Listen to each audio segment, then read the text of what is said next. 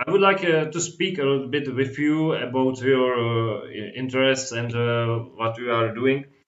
I remember your presentation 1 year ago in Prague.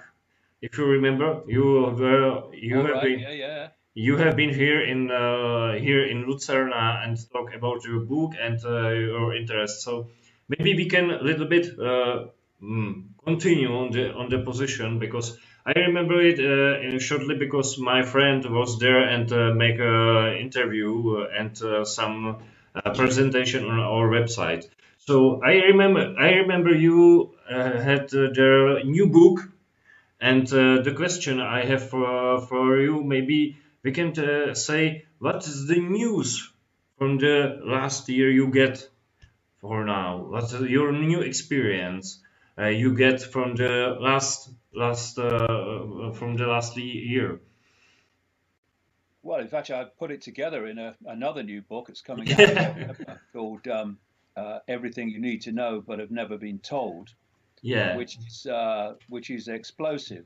Explosive not just because of the number of subjects that it fits together and exposes, but also because of the politically correct environment in which it's coming out.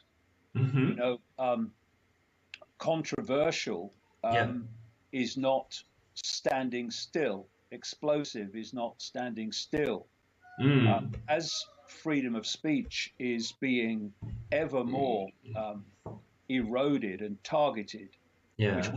we can talk about in more detail, I'm sure, because it's becoming more and more blatant. Yeah. And what is even considered controversial Yeah. now would not have been some time ago. So the Yeah. environment has changed because Yeah. there's a, a, a campaign globally Mm-hmm. of turning the very foundation of human freedom, which is freedom of speech, Mm-hmm. to the new evil. Uh, Yeah. and you can see how the psychological game is being played in places like America, Mm-hmm. because what's happening is more and more freedom of speech is being equated with the far right and Mm-hmm. some kind of fascist agenda. Yeah. So you have, for instance, this grouping which expresses itself in many countries now, called Antifa, Mm-hmm. which is just a proxy army for the 1% to delete freedom of speech from everybody. Mm-hmm. And it's targeting freedom of speech events and freedom of speech protests in America and targeting them violently. Mm-hmm. And it's such a an extraordinary inversion of what the left in politics and what you might call the liberal left Mm-hmm. used to stand for, which was freedom of expression, freedom of thought, um, freedom of opinion, uh, Mm-hmm. is now being used as the vehicle to um, to target all the things it once claimed to stand for. And alongside this Antifa expression of the demonization of freedom of speech, you now have these internet giants like Google, YouTube, owned by Google, and Facebook, etc. Twitter's increasingly going down the same road, where they are using the excuse of hate speech and fake news Yeah. to install algorithms that stop alternative expressions or versions of the world to be highlighted. Mm-hmm. Um, some they are outright banning, but their main method is to push them down the order, so that people see them in fewer and fewer numbers. What you have now is the algorithmic manipulation of the search engines, the algorithmic manipulation of Facebook to stop alternative opinion from circulating, so that another basic human freedom can be expressed, which is people looking at something and deciding what they think of it. Yeah, yeah. So all these things, and there are many others, are coming together to target and demonize freedom of speech, which is something I predicted in my books long, long ago. For this reason, if you want to control the perceptions of the population, the global population, which is what the whole foundation of human manipulation is founded on, the manipulation and imposition of perception, because from perception comes everything. What we do, we don't do, what we support, what we don't support, what we challenge, what we don't challenge, all comes from our perception of that situation. What we question and what we don't question comes from the perception of that situation. So perception is the stadium on which this game, if you like, is played out. And of course, people reach their perceptions from information received. It may be information from a personal experience, or in the vast majority of cases, perceptions come from information received through various media sources. If you can emphasize one source and one way of looking at something, and suppress or delete other versions of looking at the same thing, then you are going to massively manipulate the perceptions of the population. And so, if you look at the Las Vegas shooting, there are so many holes in it. I mean, it's just ridiculous. I mean, blatantly so. I mean, when we've reached the point where Fox News programs from the American mainstream are actually saying, what the heck is going on here, with the changing official narrative from day to day and extraordinary things going on, then you know that you're looking at a situation which is massively full of holes and doesn't stand up to any scrutiny. But if you go onto Google now, you will not get the variety of views of that shooting in the top and leading pages of the search list that you would have done before this all started. And ironically, of course, and it was all coordinated, it came in the latter part of the Trump election campaign, when suddenly, in the most blatant coordination, these media organizations, including the mainstream media itself, ironically, the very home of fake news, started coming up with this term, fake news, fake news. We've got to do something about fake news, fake news. And they started then justifying the manipulation of algorithms to suppress what they called fake news. Now, fake news, news stories that are not correct, comes from all expressions of the media, of course. But that wasn't the reason. They're not interested in suppressing fake news because the mainstream media is overwhelmed by fake news it puts out every day. The game is to use that excuse to suppress non-fake news that's factually based and puts another version of the world in front of people. And since they started that in the latter part of the Trump campaign with the fake news excuse, they've now gone into the hate speech excuse. and they're adding more and more layers of excuses to target information that challenges the official narrative. So this is something in the last year that has become more and more obvious, and there's a good reason for that. You know, as I've gone around the world in this world speaking tour, it's become more and more clear that more and more people are questioning what they're told because of the information put out by the independent media year after year after year after year. And this is the system's reaction to that, Mhm.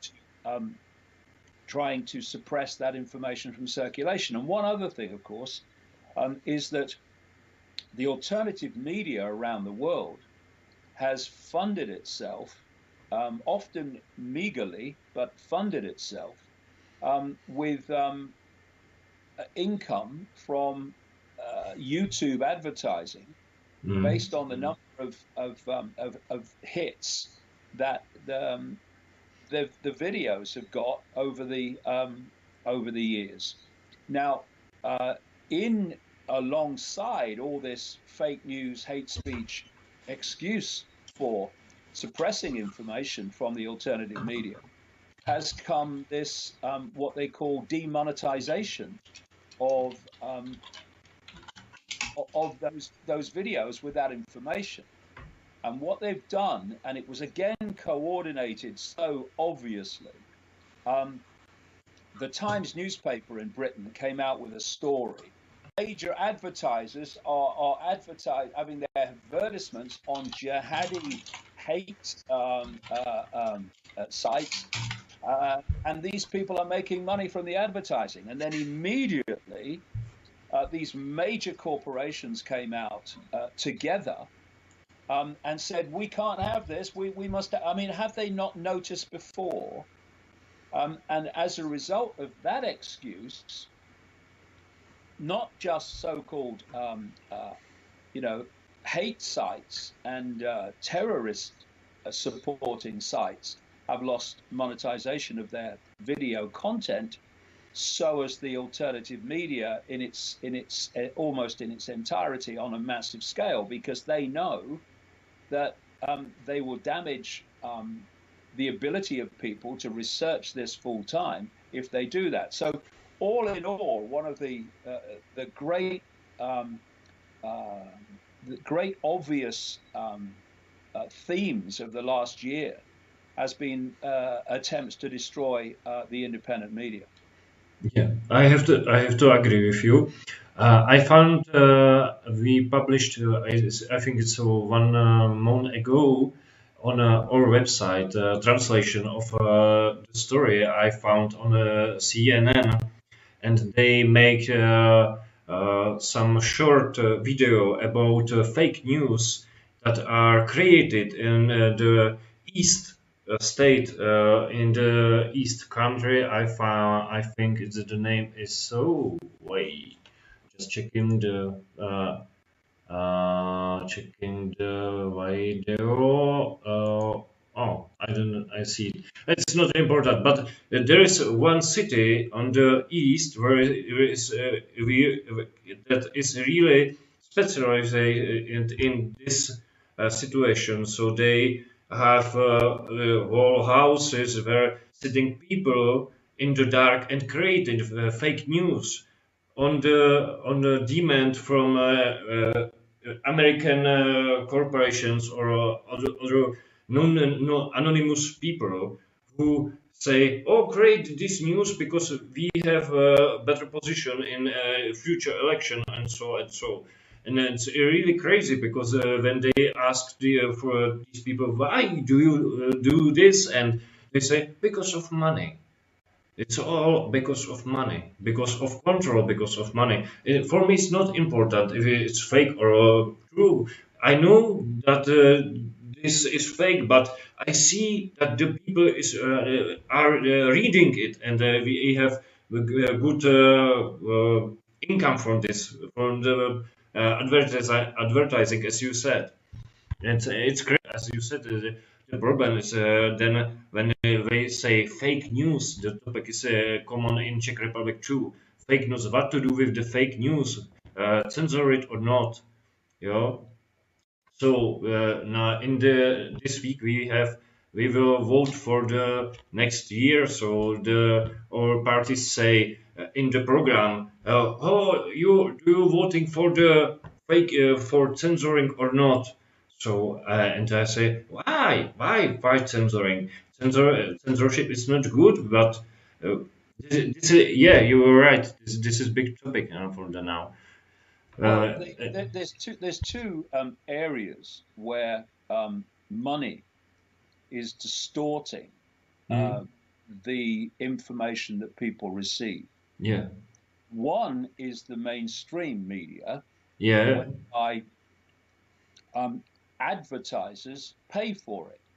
yeah, For instance, if you go to America and you watch mainstream American television, the number of drug advertisements from the pharmaceutical cartel is ridiculous. mm-hmm. There's so many of them. I mean, the amount of money that the pharmaceutical cartel put into the American media is extraordinary. Now, given that fact, that same media is not going to then expose the outrages of the pharmaceutical cartel. It's going to push vaccinations, it's going to push drugs, because that's fundamental to its income. So there, Yeah, one example alone, you have dispensed with independent journalism, and but it goes obviously far deeper than that. So advertisers have driven the content of news programs and other yeah, programs for a long time. But there's another area too that we see in what is laughingly called, this part of it anyway, what is hilariously called the alternative media. yeah, And these are websites that exploit the exposure of events and the um, the unraveling of the lies of the mainstream media by themselves telling lies that they know are not true to justify some headline in mm, which people who are awakening to the fact that the world is not telling them the truth through the mainstream media, these headlines are targeting those people mm-hmm. so that they will click onto the story. And when they click onto the story, that website gets advertising revenue. And what is really, you know, quite depressing, really, for people like me, is when you see a headline which is, like I say, designed to entice someone who's interested in alternative ways of looking at things to click onto the site. The text in the story then, in absolutely no way whatsoever, justifies the headline. It's just obviously made up. There are no Yes. sources. This is the headline must click as must. Yeah, and what's depressing is the number of people who've clicked on a headline, seen the text where it doesn't in any way justify the headline in any way, shape, or form, and then they share it with other Yeah, people who yeah, click on it yeah, to yeah, give yeah, that yeah, site yeah, yeah. revenue. That we really do have to wake up. And you know, one of the greatest forms of mind control, which is what perception control um, is falling for the trap of being told what you want to hear. And people, whether they go to mainstream sources or alternative sources, alleged alternative sources, fake alternative media, not the genuine variety, um, they fall for this trap of being told what they want to hear.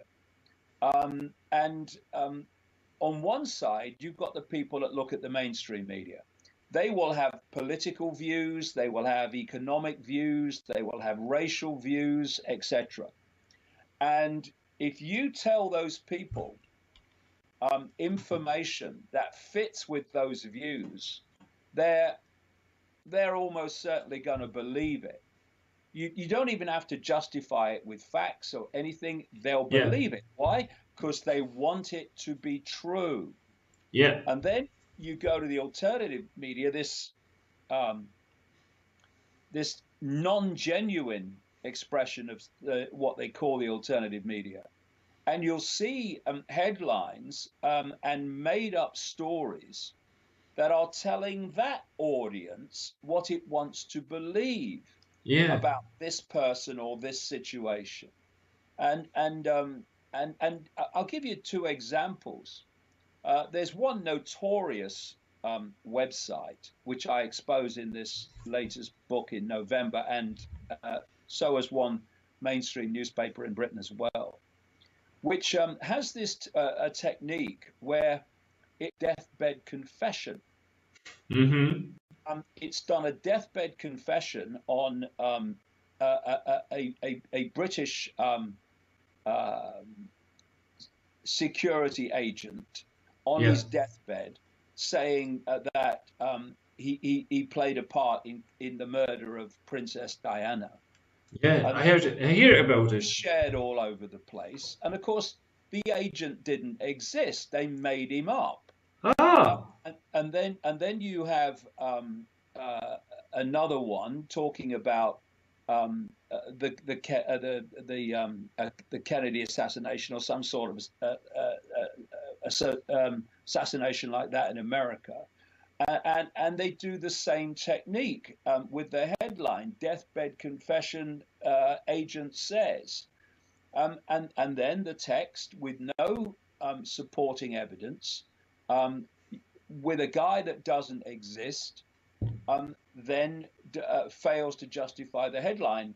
But people share it all over the place, and that website makes a great deal of money from that. In fact, on one of those stories, it actually used a picture of someone in a hospital bed with wires or tubes coming out, Yeah. um, portraying that man to be this agent they're talking about.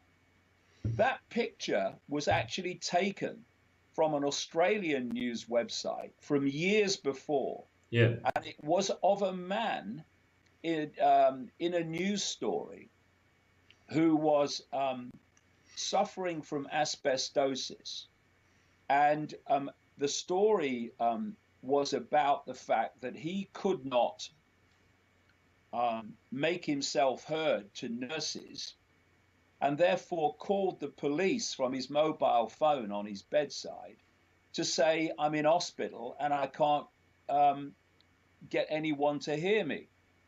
So that was the story. So what this website did was take the picture from that story, put it on their made-up Yeah. story about an agent confession on his deathbed, and claim that that was the agent. And of course, it doesn't take long when you research these things Yeah. to make it obvious what's happened and the fact the story is a lie. But by this nonsense all over the internet, and funneled large amounts of money to this website that's doing nothing more than Yeah. exploit those genuine people who've dedicated their lives to putting out genuine, factually based information, to expose what's really happening in the world and to challenge the official narrative. It's beyond disgusting, and people need to get streetwise to it and stop falling for it as they do. You're right. I think it's about two things. First, there are so informations that we feel that are something some way changed, that are not true. for example, a story about Diana, a story about JFK. So we feel inside there's some lie, but we want to find the real truth. So when someone puts the headline, yeah, I know how the story was in the real. So we click it because we are looking for the truth. But as you said, sometimes it's totally fake it, but in this inside myself, I feel when I see something like that, I want to say, maybe someone find the truth. This is one thing, and the second Well, thing. the website I'm talking about won't find the truth. That's for sure, because Mm, it's exploiting the making up of information to fill its coffers with money. But so you know, it's this the antidote, the cure for this, if you like, whether it's the mainstream or yeah, whether it's the alleged alternative, because it's not really that, is to get yourself streetwise and to ask questions. You know, people need to look at the mainstream and ask questions like who benefits from me yeah, believing you're this. right.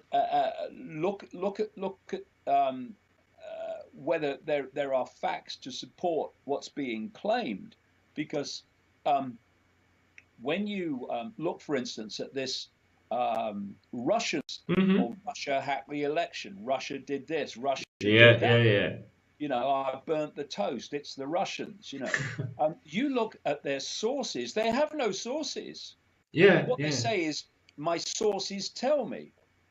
You Well, know, anonymous sources, near sources by my side, but I don't tell your name or something. yeah, Yeah, yeah, and there are cases when you put out information and you can't name the source, because of what would happen to the source. Of course, those things happen, yeah. but there has to be uh, some factual basis and other informational basis to Mm. um, to what you are putting out as how things are, Mm.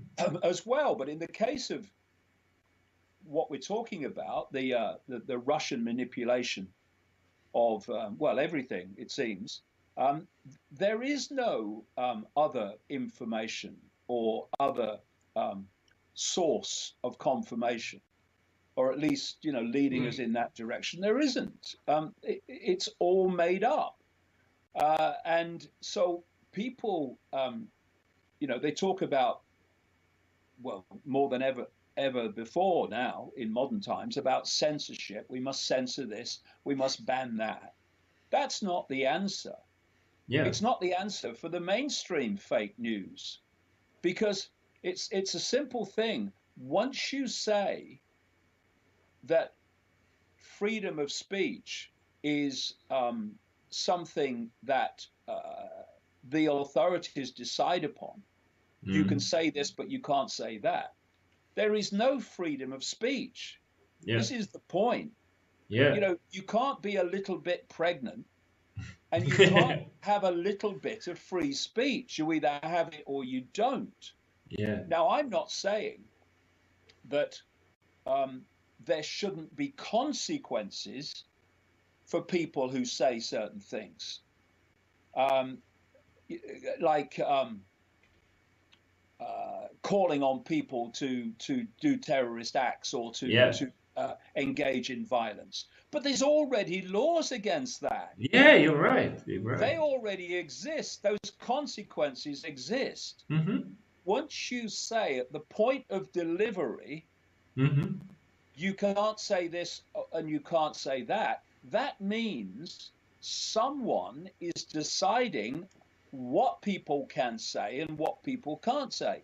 And does anyone really believe, are we so naive as to think that the authority that's deciding that is not going to decide what can be said and not said on the basis of what suits it? And that's what we're seeing now, Mm. in with Google, with Facebook, with YouTube, and all this this theme and this area with someone deciding what people can hear and what people can't, what people can say and what people can't, and that's a tyranny. So Yeah. whether it's the mainstream or whether it's the fake alternative, then the way of dealing with it is not censorship, it's people becoming streetwise so that they can see it. So in terms of this website and others like it, that just make up stories and exploit the alternative media audience to make money from it. Um, the thing is, once you've clicked on a headline and you see that the text does not justify the headline and it's basically Yeah. made up, you never ever click on Share that like website and so again. You'll certainly never share one, yeah. and therefore that you cut off their revenue stream from exploiting you. Yeah. With the mainstream media, we've seen that more and more. The audiences for mainstream media, whether they be newspapers or whether they be like the television networks in America and elsewhere, have been falling and falling and falling because people don't want to hear it anymore because they don't trust it. Do any Mm. poll in almost any country now and ask them, do you trust your mainstream media? No. And there'll be a great This reaction saying no. So this is how we deal with it, yeah. not by censorship, but by people being streetwise and by people that call for violence against others to be Mm-hmm. dealt with by the law that already exists. We don't need any Yeah. more censorship laws. What needs censorship laws is that cabal that wants Yeah. to get us to think a certain way by giving us information that makes us think like that and suppresses and deletes information that would get us not to think like that. That was my next question. What do you think? Who is behind? Because it's a few days ago, I translated some part from the new book of Stephen Green. Maybe you know, and he was exposing some CIA documents about censorship and control the basic mainstream media in the USA. So you see, if you read it, you see that they do it. They are doing the UFO and some controversial topics, you know. Joe. So what do you think? Is it about some censorship about Illuminati and if these controversial topics we are interesting in, so alliance and so and so. Or Yeah, I'll be talking about this at length in Bratislava very yeah, soon. yeah, Uh, the reason I speak all day in those talks from 10 in the morning till 10-ish in the evening is because there's so many different subjects and dots to connect so yeah. that the picture becomes clear of what's happening and what's behind it. But if we bring it down just to the world that we see, or the world in the shadows too, the way this manipulation of human society, the incessant centralization of power, the incessant deletion of freedoms, the incessant imposition of surveillance and control, the way it's coordinated is through a web of secret societies, Mhm. semi-secret organizations, and the corporations and government agencies that we see in the world of the scene. And if you if you think of a spider in the center of the web, that's where it's coming from ultimately. And it comes out through the web. First of all, the strands of the web around the spider are the most exclusive secret societies that even most other people in the web have no idea exist.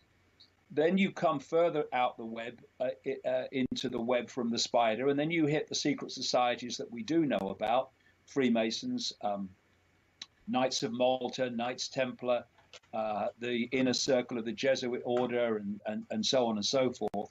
And then you reach a cusp in the web, the cusp organizations, I call them, where the hidden meets the seen. And these organizations are, among them are the Bilderberg Group, the Council on Foreign Relations in America, the Trilateral Commission, the Club of Rome, which was specifically created to use the environment and global warming to justify transformation. Then you come through the cusp organizations into the world of the seen. And these are governments, government agencies, corporations, banks, media organizations, and so on. And in the world of the seen, it appears that they are operating individually. The decisions they make are random. And I'm talking about the people that run them and control them, not the vast majority of people who work for them, who have no idea what's going on. And so when decisions are made in the seen, we think governments have made them, government agencies. The media has decided by its own decision to go in this direction with a story. But actually, ultimately, it's all being orchestrated from the spider. And the vast majority of people who surf the web every day have no idea the web exists.